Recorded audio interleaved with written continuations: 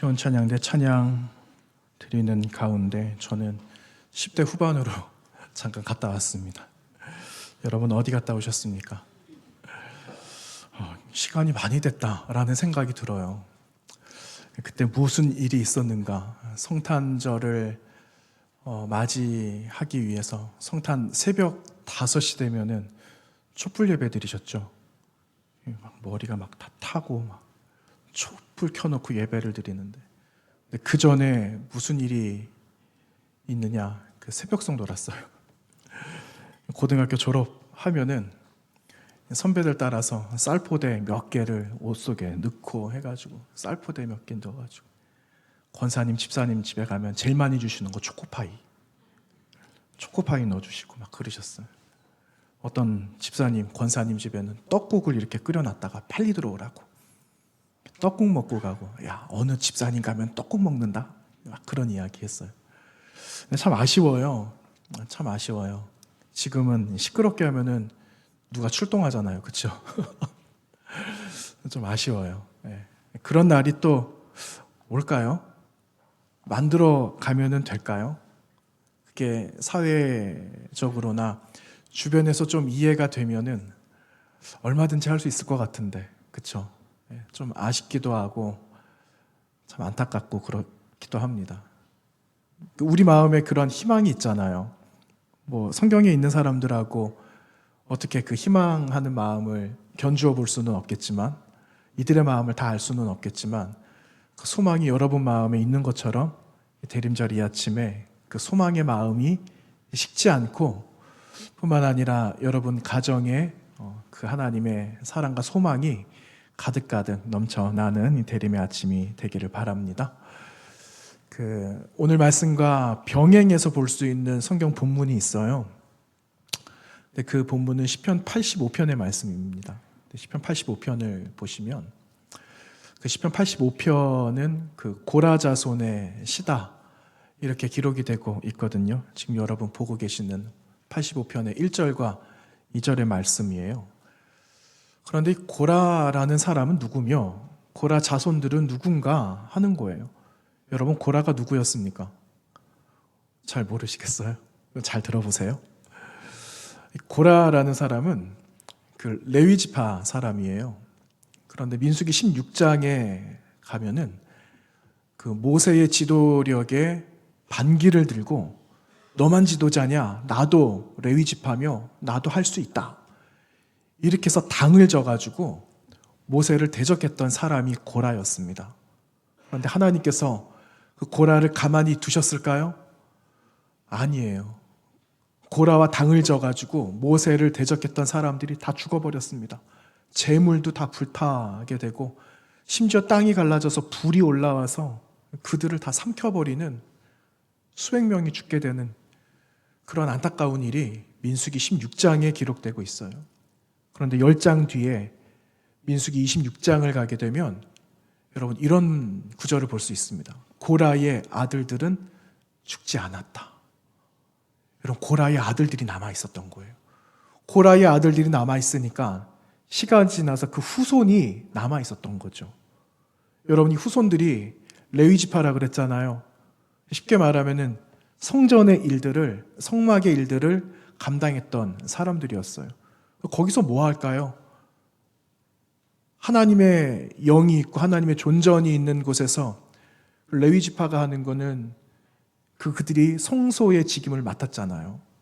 그러니까 그 안에서 요리를 하기도 했을 거예요. 성전의 문을 지키는 문지기가 되기도 했습니다. 그리고 이렇게 찬양하는 사람으로 또 남아 있었다는 거죠. 여러분 오늘 앞에 여러분 보고 계시는 시편 85편 1절과 2절 말씀에 이렇게 기록되고 있어요. 여러분 한번 읽어볼까요? 시작. 여호와여 주께서 주의 땅에 은혜를 베푸사 야곱의 포로된 자들이 돌아오게 하셨으며 주의 백성의 죄악을 사하시고 그들의 모든 죄를 덮으셨나이다. 아멘. 이렇게 고라 자손이 노래를 하고 있습니다. 여러분 포로였던 이스라엘 백성들이 돌아오잖아요. 이 말씀의 배경은 이스라엘 백성들이 바벨론 포로 살아갔던, 그리고 포로 중이었는지는 모르겠어요. 포로 생활 끝나고 돌아와서 우리를 돌아오게 하시고 돌아오게 하실 것이고, 거기에 대한 감사의 노래를 이 고라 자손이 찬양하고 있는 겁니다. 포로된 자들이 돌아오게, 백성의 죄악을 사하시고 모든 죄를 덮으셨다. 이거는 하나님의 전적인 용서 아닙니까? 하나님의 긍휼하신 은혜 아니에요? 이 의미를 가지고 있는 것처럼 하나님의 그 용서와 회복은 어디로부터 시작되는가? 간절하게 회개하는 그 사람에게 주시는 은혜라는 거예요. 여러분, 지금도 하나님은 우리의 상한 심령을 받기를 원하세요. 우리의 잘 되어져 가는 삶을 하나님 받기를 원하시지만, 또 그 삶으로 살아가 드려야도 되지만은 우리 상한 심령을 하나님께 올려드리고 그분으로부터 긍휼의 은혜를 얻으면서 살아가기를 하나님 원하십니다. 여러분, 2000년 전에는 너무너무 어려웠어요. 우리가 그 시대를 살아보지 않아서 어떠한 형편이었는지는 우리는 모르지만, 그때보다 더 어려운 상황인 오늘을 살아가고 있는 우리에게도 여러분, 동일한 하나님의 은혜가 임하여야 되지 않겠습니까? 그러려면 여러분, 우리 마음에 상한 심령으로 하나님께 올려드리는 회개, 그리고 그로부터 받는 용서, 이것이 우리의 삶에 날마다 있어야 함을 여러분 기억하시면서, 우리를 맞이해 주시는 복음이 되시고 또 우리의 구원자 되시는 그리스도 앞에 우리가 함께 나아가는 이 대림의 아침이 되시기를 바랍니다. 오늘 우리가 나누었던 마가복음 이 말씀은요, 학자들마다 견해가 조금씩 다릅니다. 어떤 견해가 있느냐? 어떤 학자들은 예루살렘이 멸망한 다음에 마가복음이 지어졌다, 써졌다, 이렇게 말하는 학자도 있고요. 또 어떤 학자들은 예루살렘이 멸망하기 전에 기록되어졌다라고 이야기를 해요. 근데 한 가지 공통점은 뭐냐면은 이 사람들이 지금 유대 땅이 어렵다라는 거예요. 유대 사람들이 힘겨운 시간들을 보내고 있다는 거죠. 65년, AD 65년에서 70년 어간에 이 마가복음이 기록이 되고, 여러분 잘 아시는 것처럼 AD 70년에 역사적인 사건이 하나 일어나잖아요. 예루살렘 성전이 무너지는, 예루살렘이 멸망하게 되는 그런 안타까운 역사의 한 사건이 AD 70년에 일어나게 되죠. 여러분, 우리가 지나간 주에도 그 말씀 나누었던 것 같아요. 유대 사람들이 로마 사람들에게 불만이 많았다, 그 이야기를 드렸거든요. 어떤 불만이 있었는가 기억이 나세요? 과도하게 이 사람들을 착취하는 거예요. 노동력을 착취하는 일들이 많았고, 그리고 이 세금을 엄청 거두니까 유대 사람들이 살아남기가 힘이 드는 거예요. 저항을 하게 되는 거죠. 그런데 좀 힘 있는 유대인들도 있지 않았겠습니까? 예를 들어 지도자들. 그러면 이 지도자들이 힘없는 그 유대인들에게 대변이 돼야 되고 할 말들을 대신해주고 해서 그 민족을 든든하게 세워가야 되는데, 이 힘 있는 기득권 유대인들, 종교 지도자들도 이 안에 포함이 되죠. 이 사람들이 어디에 붙어 있었는가? 로마에 철석 붙어 있었던 거예요.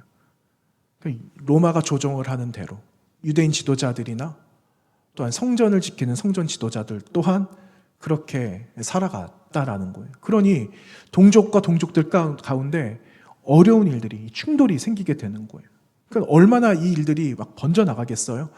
그러니 로마는 로마 입장에서 이 사람들을 제거해야 되고 진압을 해야 되고 하는 상황 가운데, 예루살렘, 이제 성전도 무너지고 예루살렘도 멸망하게 되는 이 사건이 AD 65년, 66년부터 한 70년 어간에 있었던 일들이었다라는 겁니다. 그런데 여러분, 이 사람들이 그럼에도 불구하고 우리의 삶이 다시 회복되어져야 된다라고 외치는 거예요. 우리가 이대로 있어서는 안 된다, 우리가 다시 회복해야 된다라는 걸 끊임없이 선포하면서 나아갑니다. 왜냐? 여러분, 이들의 삶의 중심은 어디였냐면요, 성전이었어요. 눈을 뜨면 성전이 보이고 항상 성전에 나아갈 준비를 하고, 그런데 하루아침에 성전이 무너지게 되니까 삶의 중심이 그냥 사라져버리게 된 거죠.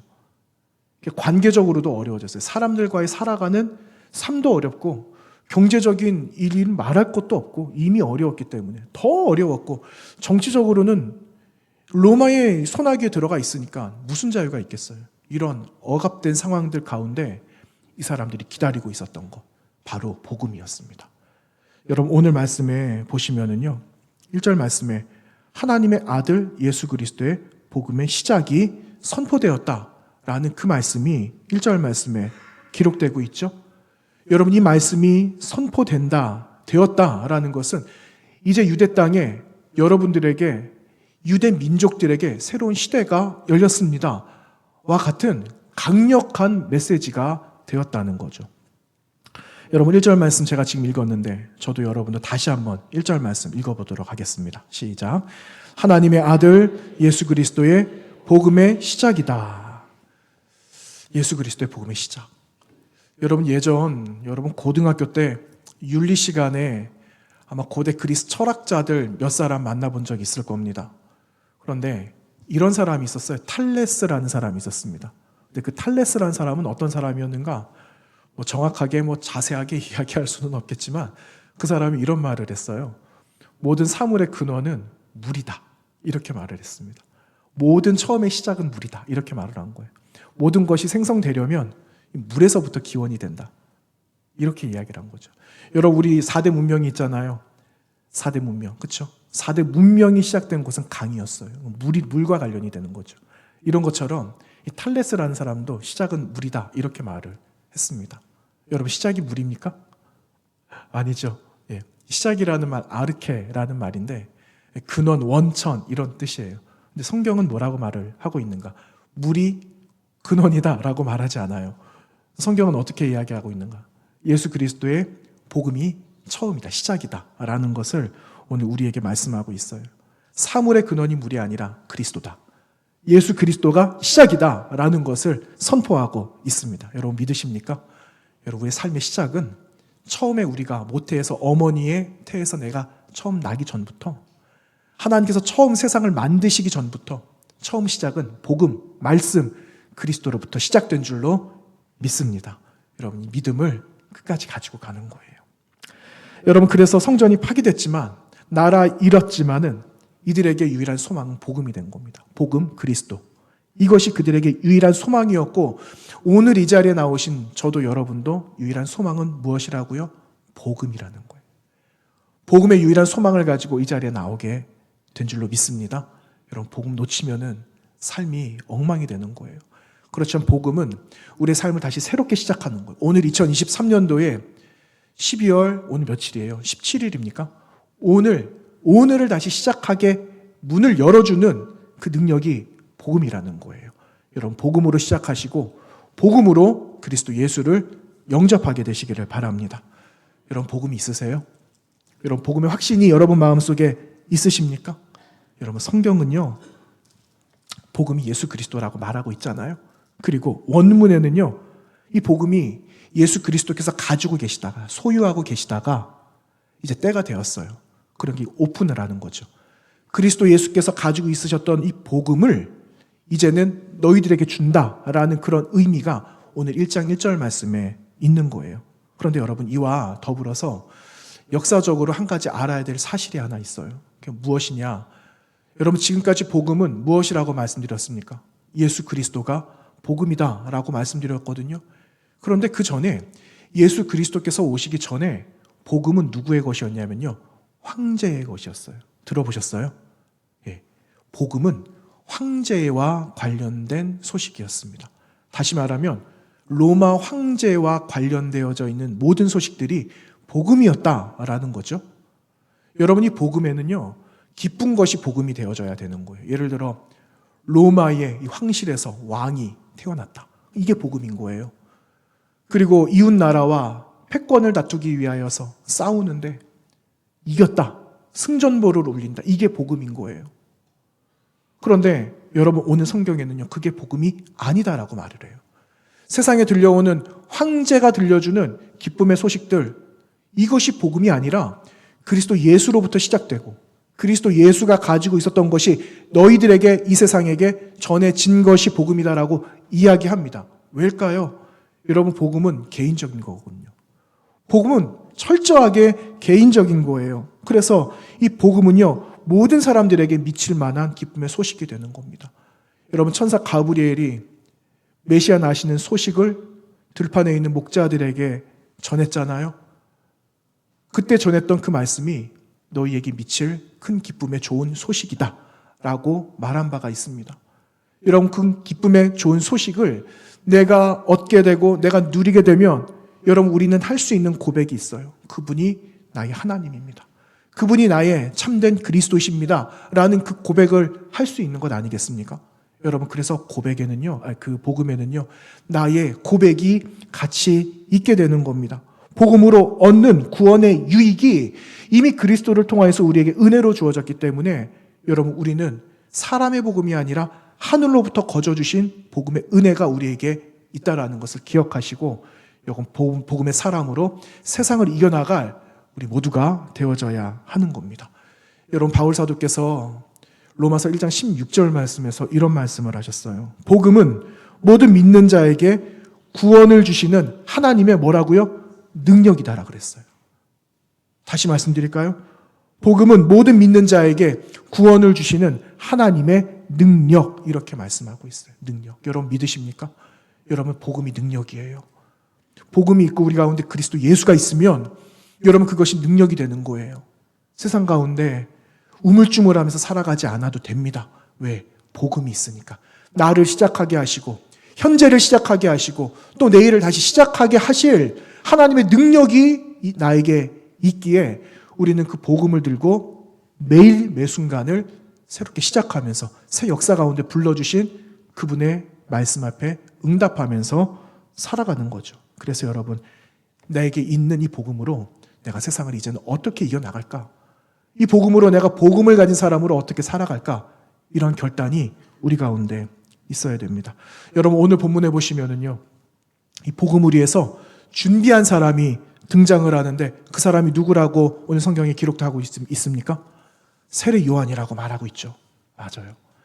그 복음을 위해서 준비한 한 사람이 등장하는데 그 사람은 세례 요한이다라고 이야기를 합니다. 여러분, 어느 날 갑자기 세례 요한이 등장했을까요?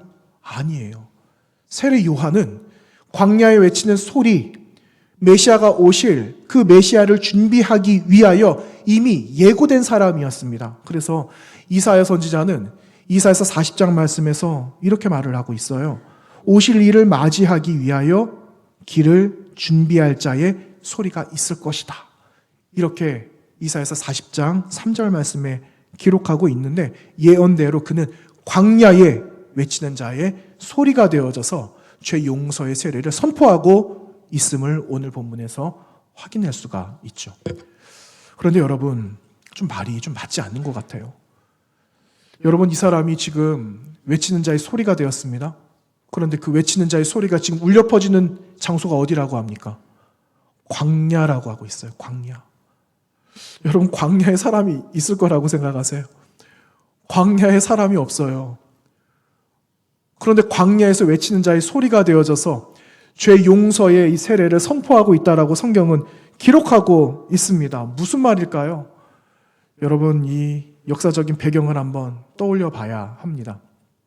이사야 선지자가 선포했던 이 시간적인 관점에서 광야라는 것은요, 이스라엘 백성들이 이제 바벨론 포로에서 돌아오는 거예요.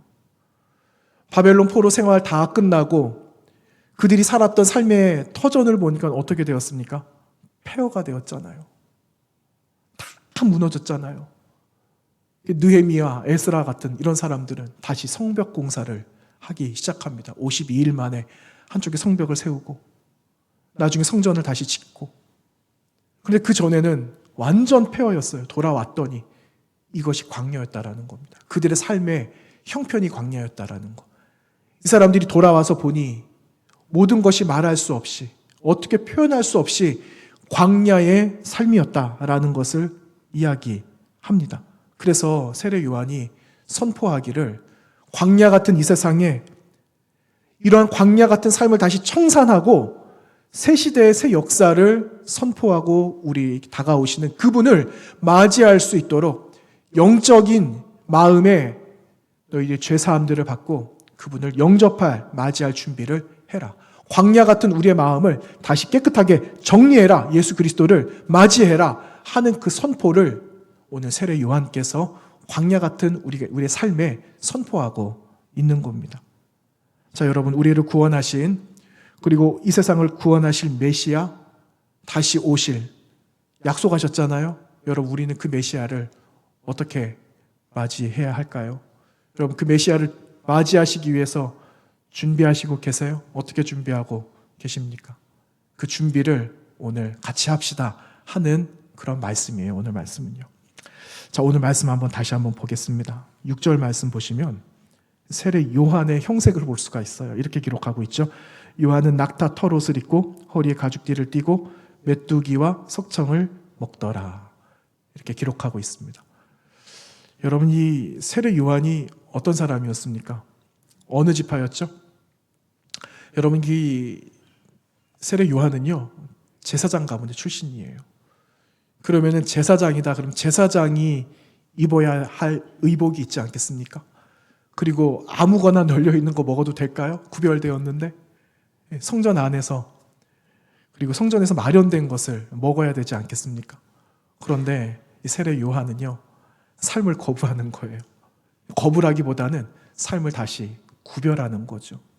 내 삶에 있는 이 모든 것들을 깨끗하게 구별하고 어디에만 초점이 맞춰져 있는가, 어디에만 지금 내가 집중하고 있는가, 오실 왕을 맞이하기 위해서 내 삶도 내려놓겠습니다 하는 그의 결단이 바로 오늘 6절에 기록되어져 있는 세례 요한의 낙타 털옷을 입고, 그리고 메뚜기와 석청을 먹고 허리에는 가죽띠를 띠고 이 모습으로 왕을 모실 준비를 하고 있다라는 겁니다. 여러분, 이 메시지는요, 이런 거예요. 스스로에게 엄격한 신앙의 기준, 이것이 없다면 우리는 메시아를 맞을 수 없습니다라는 거예요. 신앙에 이러한 접점이 없다면 우리는 메시아가 오실 그때에 그분을 인식할 수 없을지도 모릅니다라는 거예요. 그래서 세례 요한은 제사장 된 신분도 있지만 일상의 모든 것을 다 내려놓고 이것마저도 구별하여서 내가 복음을 위하여 준비하고 깨어 있겠습니다 하는 그 모습으로 결단했다라는 겁니다. 그래서 여러분, 우리에게도 필요한 거는요, 깨어 있는 거예요. 깨어서 오실 왕을 위해서 준비하고 있는 거죠. 여러분 가지고 있는 것들을 다 그냥 포기하세요, 이 말이 아니에요. 절대 그 말 아니에요. 오해하지는 마시고 대신에 내가 깨어 있겠다라는 거예요. 준비하고 있겠다. 내가 일상도 모든 시간도 내가 잘 구별하여서 이 시간에 내가 주님을 모실 수 있도록 내가 준비하고 있겠습니다 하는 그 다짐을 하나님은 받기를 원하신다라는 거예요. 그래서 여러분, 우리의 삶을 통해서 오직 하나님만이 영광이 되시는 그런 대림의 아침이 되시길 부탁드립니다. 여러분, 7절 볼까요? 7절 말씀해 보시면은요, 세례 요한이 이렇게 말합니다. 그가 전파하여 이르되 나보다 능력 많으신 이가 내 뒤에 오시나니 나는 굽혀 그의 신발끈을 풀기도 감당하지 못하겠노라. 이렇게 말합니다. 여러분, 과연 그렇다라고 생각하세요? 세례 요한이 오시는 예수님의 신발끈을 내가 풀기도 감당하지 못하는, 어떻게 보면은 종들보다 못한 내 신세입니다라고 말하고 있거든요. 여러분, 그렇다라고 생각하세요? 저는 그렇다라고 생각 안 합니다. 세례 요한이 얼마나 대단한 사람인지 몰라요. 신앙의 대단한 어른이었고 지도자였습니다. 세례 요한은 대단한 영향력을 가지고 있죠. 그런데 그가 광야에 나타났다라는 이 말은요, 이미 예언되었다라고 그랬잖아요. 근데 출애굽기 23장에도 이런 이야기가 있어요. 새 시대를 선포하는 충성스러운 주의 사자가 광야에 출현할 것이다 라는 그 예언이 있었기 때문에 이미 출애굽했던 이스라엘 백성들도, 그리고 지금 이 시대를 살아가고 있는 이 성경 시대에 지금 현재 있는 이 사람들도 분명히 광야에 외치는 사람이 나올 것이다라고 알고는 있었다라는 거예요. 어떤 사람들은요, 심지어 지금 이 앞에 있는 세례 요한이 메시아인 줄 알았다라는 거예요. 메시아로 알고 착각했던 사람도 있었다라는 거예요. 그런데 세례 요한이 자신을 어떻게 한다고요? 부인하는 거예요. 세례 요한이 자신을 부인하는 거예요. 왜? 내가 부인해야지 내가 그리스도 예수를 영접할 수 있기 때문에. 여러분, 복음은 어떻게 얻게 되는 걸까요? 복음은요, 나를 부인해야만, 나를 부인하는 과정들을 통해서 그 복음을 얻게 되는 거예요. 그래서 세례 요한도 복음 앞에, 그리스도 예수 앞에 자신을 부인하는 겁니다. 내가 이렇게 나를 드러낼 수 있고, 제사장 가문에 있음으로 인해서 이런 의복을 입고 내가 이런 음식을 먹을 수 있지만 나는 나의 주인 대신 나의 메시아를 맞이하기 위하여 나는 이 시간에 내 자신을 구별하기 원합니다. 이 마음으로 오늘 저 여러분에게도 동일하게 말씀하고 있는 겁니다. 여러분, 우리를 부인해야 됩니다. 나 자신을 자꾸 내려놔야 돼요. 부인해야 돼요. 그래야지 예수 그리스도를 영접할 수 있어요. 메시아를 나의 주인으로 모실 수 있어요. 세례 요한만 그랬을까요? 예수님도 그러셨어요. 여러분, 예수님께서 공생에 사시기 전에 사단에게 시험 받으셨잖아요. 사단이 이곳저곳 막 끌고 다니는 거예요. 하나님이신 예수님을 감히 끌고 다니는 겁니다. 그러면서 자신에게 절해라. 성전에서 뛰어내리면 천사들이 너를 받쳐줄 테니 한번 뛰어내려 봐라. 광야의 사방에 널려져 있는 수많은 돌들을 또 굶주렸으니까 배가 고프니까 떡으로 만들어서 한번 먹어봐라. 이렇게 예수님을 조롱하지 않았습니까? 그때 예수님께서 사단에게 하신 말씀이 있어요. 뭐라고 말씀하셨습니까? 사단아, 물러가라 하셨어요. 물러가고 오직 하나님께만 영광을 돌려라, 이 말씀을 하시거든요. 여러분, 예수님이 받으실 영광이 있지 않았겠어요? 예수님 영광 받으셔도 되지 않을까요? 그런데 예수님은 그 영광을 자신에게 돌리지 않고 영광을 누구에게 돌렸냐고요? 하나님께 돌리신 거예요. 하나님께 돌리시고 예수님께서는 자신을 끝까지 부인하셔서 하나님의 영광을 드러내는 그 사명을 마지막까지 감당하셨다라는 사실이에요. 그래서 여러분, 기억해야 돼요. 그래서 우리도 결단해야 됩니다. 여러분, 어떤 결단해야 될까요? 여러분, 오늘 말씀에 5절과 8절 말씀 제가 읽어보겠습니다. 5절과 8절입니다. 온 유대 지방과 예루살렘 사람이 다 나아가 자기 죄를 자복하고 요단강에서 그에게 세례를 받더라. 나는 너희에게 물로 세례를 베풀었거니와 그는 너희에게 성령으로 세례를 베푸시리라. 아멘. 5절과 8절 말씀에 기록되고 있어요. 여러분, 존 스토트 목사님이 계시죠? 얼마 전에 돌아가신 존 스토트 목사님께서 그분이 쓰신 성령 세례와 충만이라는 책에 성령 세례에 대해서 이렇게 말씀을 하십니다. 성령 세례를 회심하는 순간에 주어지는 하나님의 자녀로서의 생득권, 이렇게 말을 하고 있습니다. 쉽게 말하면 성령의 세례는요, 하나님의 자녀가 되었어요. 그러면 하나님의 자녀가 되면 저절로 그냥 얻게 되는 권리다, 권세다라고 말합니다. 그러니까 저나 여러분이나 여러분, 우리는 성령의 세례를 받을 자격이 있을까요, 없을까요? 여러분, 자격이 되는 거예요. 그 자격을 내가 유지하기 위해서는 무엇이 필요하다라고요? 회개가 필요하다라는 거예요. 그래서 5절 말씀에 세례 요한께서는요, 자기 죄를 자복하고 그리고 자복한 사람들은 세례 요한에게 나와 세례를 받았다라는 거예요. 여러분, 무엇이 다를까요? 요한의 세례와 메시아가 오셔서 우리에게 주실 성령 세례가 무엇이 다를까요? 여러분, 쉽게 한번 생각해 보세요. 여러분, 성령 세례는요, 우리가 죄 용서를 완전히 받은 거예요. 새로운 피조물이 된 거예요. 무엇을 통해서요? 예수 그리스도가 오셔서 그분이 주시는 성령의 세례를 통해서 완전 새 사람이 되었다라는 거예요. 결과를 이야기하는 거죠. 여러분, 결과만 있을 수 있을까요? 결과를 얻으려면 앞에 무엇이 있어야 되죠? 과정이 있어야죠. 그 과정을 누가 준비했는가? 세례 요한이 준비한 거예요. 세례 요한이 물 세례로 당신들이 성령의 세례를 받아서 새 사람이 되려면은 당신들이 회개하는 자리까지 나아가야 됩니다. 이 일을 내가 당신들을 위해서 준비해 드릴게요. 그러니 나에게 오세요. 이거예요. 그래서 물 세례를 그는 준비를 해서 다음에 성령 세례를 받을 새로운 피조물이 되도록 그는 자신의 역할을 최선을 다하여 준비했다라는 거죠. 그리고 그 죄 용서를 받기 위해 나온 사람들은 나중에 어떻게 되었을까요? 메시아를 만났을까요? 만나지 못했을까요? 그 사람들이 예수 그리스도, 복음이신 예수 그리스도를 만나게 되는 거예요. 여러분, 그 사람들이 누굴까요? 저와 여러분이에요. 저와 여러분이 그 예수 그리스도 오셔서 우리에게 성령의 세례를 이미 우리는 받을 자격이 있게 되었고, 그분이 오시면 받게 될 새로운 신분을 가지고 여러분, 우리는 살아갈 사람이 이미 되었다라는 거예요. 그래서 여러분, 매일매일 매 순간마다 시간마다 일마다 필요한 것은 회개라는 거예요. 회개. 여러분이 회개라는 게 얼마나 무거워요. 내가 또 나아가서 회개해야 돼. 내가 또 나아가서 하나님께 또 용서를 구해야 돼. 당연하죠. 해야죠. 그런데 여러분이 회개라는 말이 한편으로는 무겁고 한편으로는 참 싫고 그렇지만 이 회개라는 이 말은 헬라어로 메타노이아라는 단어를 쓰거든요. 그런데 이 회개라는 이 의미는요, 신약적인 의미로는 다시 생각한다. 다르게 생각한다. 다르게 생각하는 거예요. 세상에 수많은 사람들이 세상의 물질에 쌓여서 세상에 흥청망청 살아가고 있는 이 생각 속에 내가 머물러 있다면 내가 이 생각을 버리고 다시 새롭게 생각을 내 마음의 생각에 하나님이 기뻐하시는 것들로 채우겠다 하는 것이 회개라는 거예요.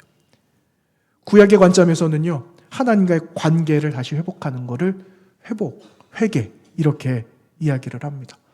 여러분 질문 한번 드려볼까요? 여러분 매일매일 회개하십니까? 왜 웃고만 계십니까? 회개를 자주 하세요? 여러분에게만 이렇게 묻는 질문이 아니에요. 저에게도 하고 있는 거예요.